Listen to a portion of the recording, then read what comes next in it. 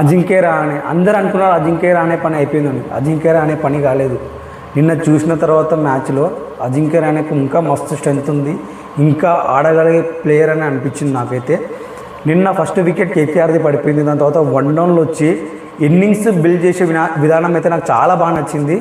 So attacking ఆడుతూ, force gaps ఆడుతూ, అలాగే సిక్స్లు అయితే ఎంత ఈజీగా కొడుతున్నా అంటే అతను ఆడుతుంటే చూస్తూ ఉండాలనిపించింది నాకైతే. ఇంకా కొద్దిసేపు ఉంటే బాగుండేది అనిపించింది. ఆల్మోస్ట్ 9.5 ఓవర్స్లో 100 రన్స్ బోర్డు పైన అయితే పెట్టిండు. సో ఆప్షన్లో చూసినట్టయితే అజింక్య రహానేని ఫస్ట్ రౌండ్లో ఎవరు కొనలేదు.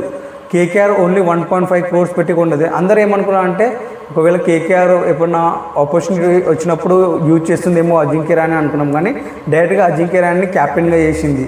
సో ఒక క్యాప్టెన్ ఐపీఎల్లో 10 to 15 crores తీసుకుంటాడు, కానీ అజింక్య రహానే ఓన్లీ 1.5 crores తీసుకొని ఆడుతుండు. సో